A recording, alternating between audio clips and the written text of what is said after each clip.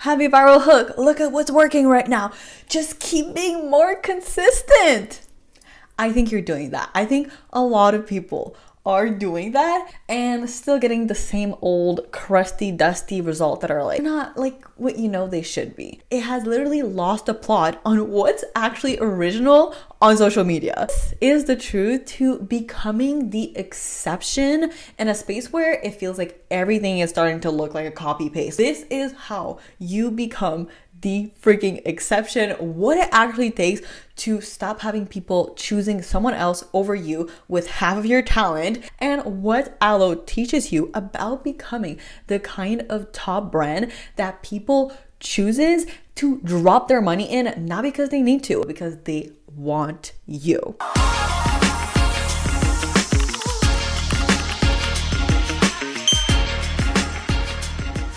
Welcome back to the Power of Personal Branding and Manifestation podcast.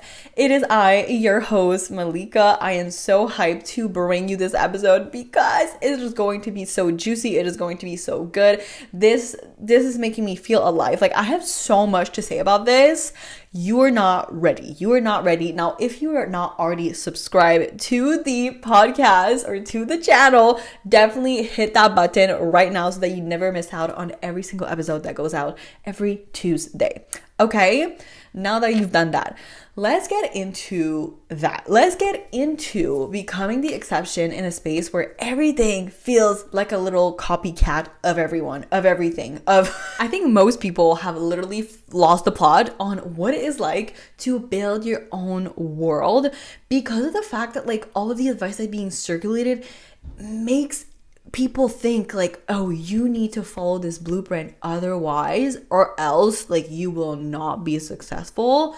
And then people follow the advice and then they don't even get the result that is like promised from following that like recycle advice. And this is the very thing that makes it much harder to increase your value and increase your demand, because of the fact that like it will never build that intense demand. When it feels like you can give something that no one else can, holy shit, now people don't just have a really compelling reason to follow you, to enter your world, but to actually buy from you, choose you, like book with you, all of the above. People who get the most rewarded on social media, it's not the one who are fitting the mold, who are, you know, really following the like typical rule, but it literally rewards the person that is impossible to mistake for anyone else.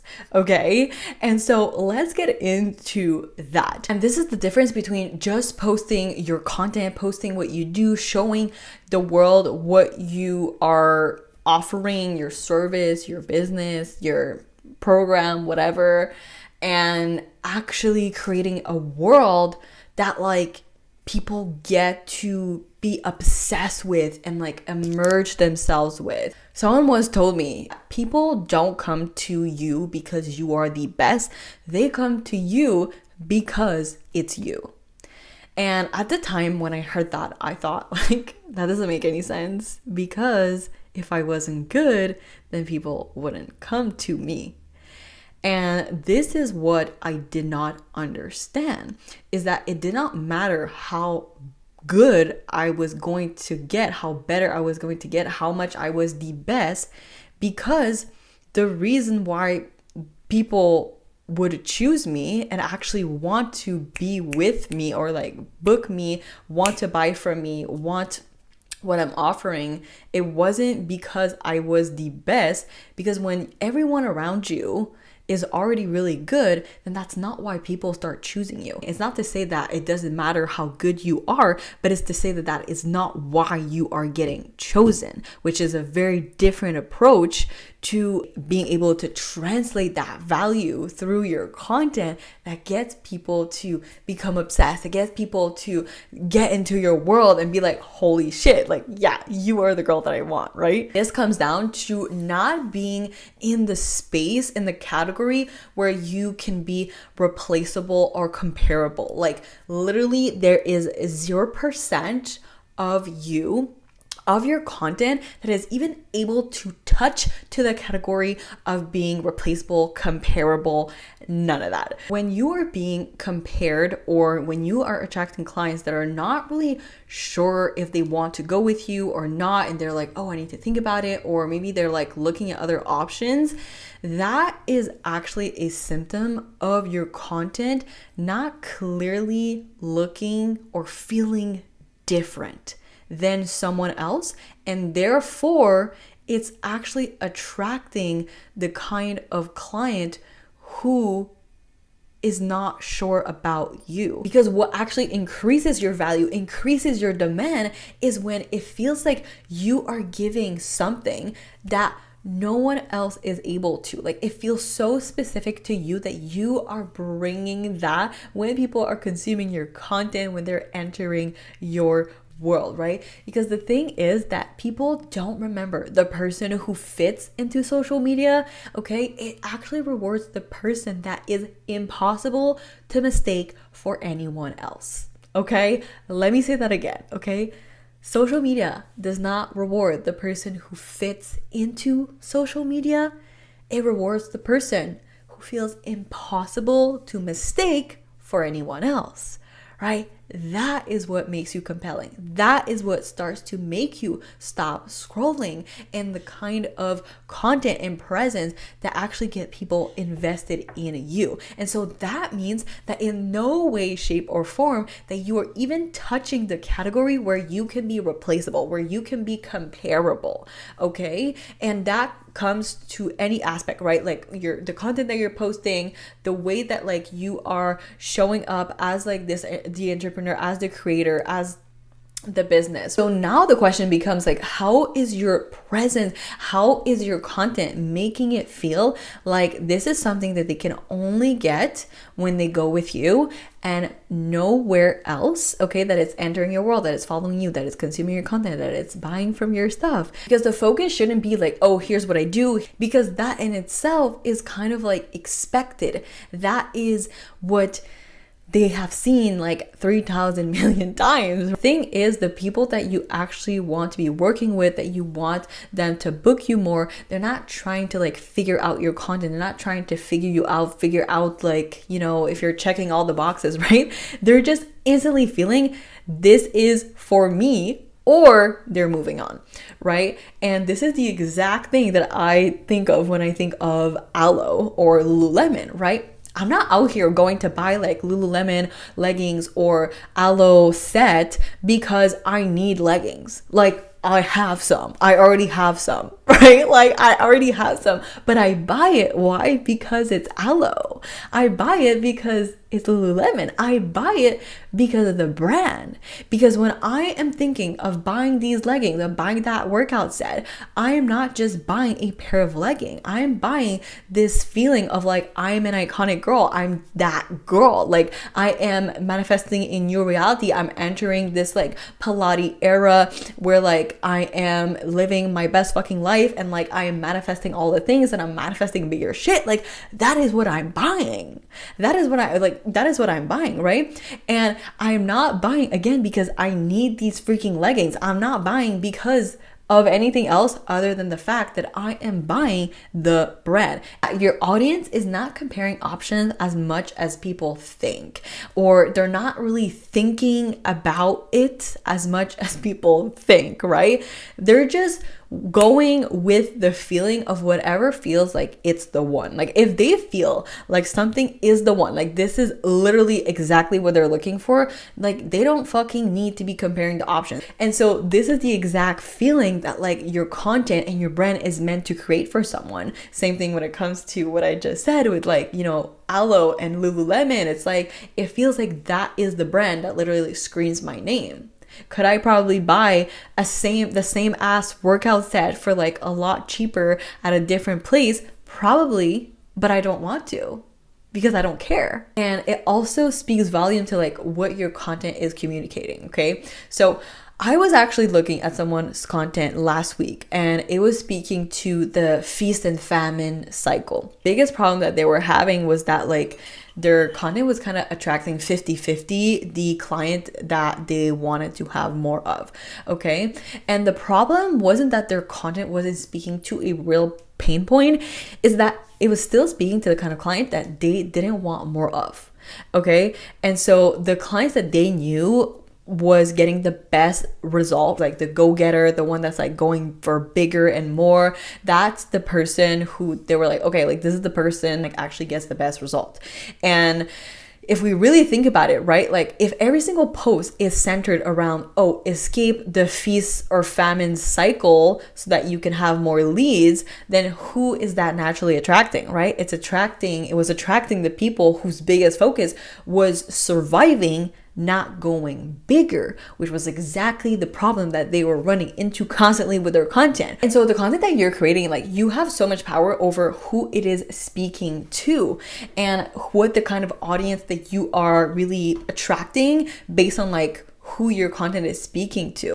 And so it's never up to the public to decide like, oh, is this for me or not? Like, is this speaking to me? It's like, no, you are deciding that. You are deciding who it's speaking to, just like, just Aloe is doing, just like Lululemon is doing. It's like, it knows that it's like for that girl who's like in her Pilates princess era. Like it knows that, right? We are kicking off this summer with a 3-day online event for the coach who wants her program to be the very thing, bring in the most amount of fucking money every single time that you log into your bank account, and to become the coach that people literally cannot shut the fuck up about. This is happening July 7th to the 9th, 2026, where we'll be breaking down exactly what actually makes your messaging convert consistently, your offer selling the fuck out without any need for exhausting launches, because at a certain point it is not about working harder or doing more. It's actually about becoming the obvious fucking choice in a saturated market,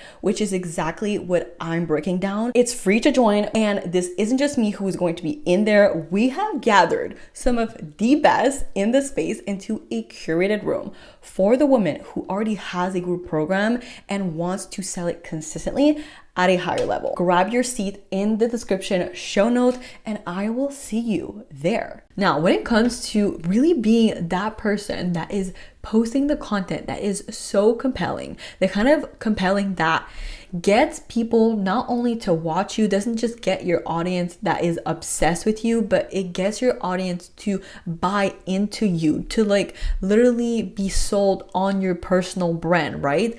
That really comes with adapting a whole different set of rules, a whole different mindset. This is why it feels so hard for a lot of people to actually become that like compelling presence. It's because it does require really ditching the so-called rule that everyone is feeding you, to ditching the exact kind of boring content that people swear you need to copy so that it's working or whatnot, right? It's like ditching all of these things that are not safe, that are not quote unquote safe, and actually staying grounded in yourself, in your personal brand, into what your content is all about. Because there is a big difference between posting your work and posting what you do versus create that top personal brand and that presence that is very compelling to your dream clients, to your dream audience. Because again, like you are bringing something to the table that is not being done.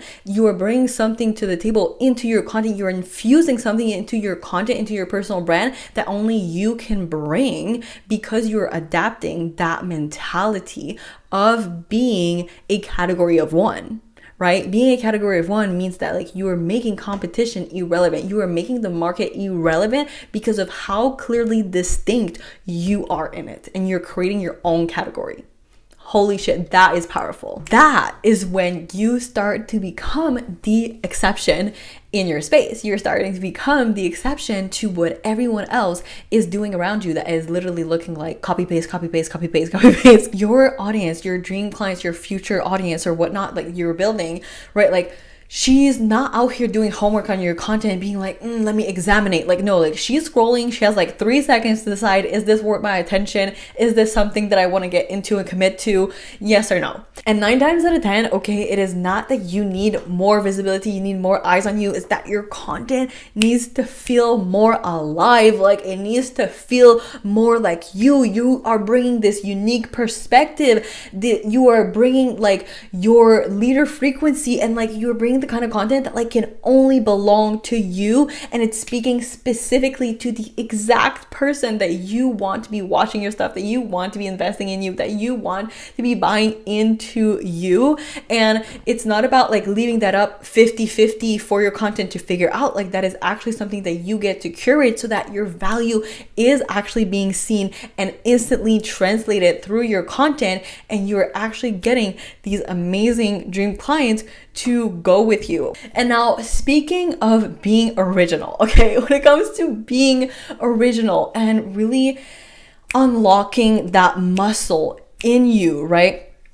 Like I find that like a lot of the times, like it can be super easy to see a piece of content and it's like, oh my God, I love that. And then you're gonna like recreate it, right? But that is not actually the thing. Like your content feels really original. Like it feels like it's not something that has been done before. It's literally about becoming impossible to replicate in your space. Like you are the kind of person that when someone goes on your content, like you feel like you are impossible to dupe.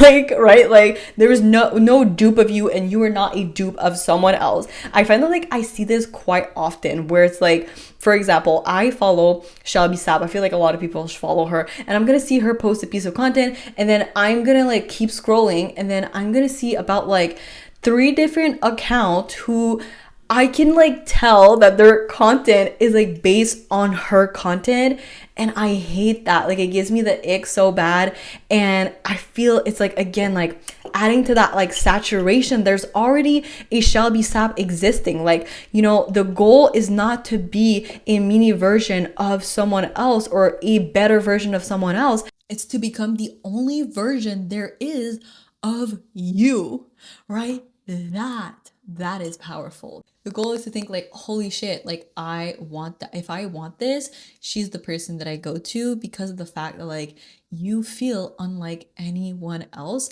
and it's impossible to mistake you for anyone else. And that's what happens when you start to be the person who sets the tone. You start to have a personal brand that is compelling, that people stop to scroll for, and that people actually remember. Now listen, I hope you absolutely love this episode. I spilled my whole glass of water. I was like, I'm gonna stay hydrated for this episode.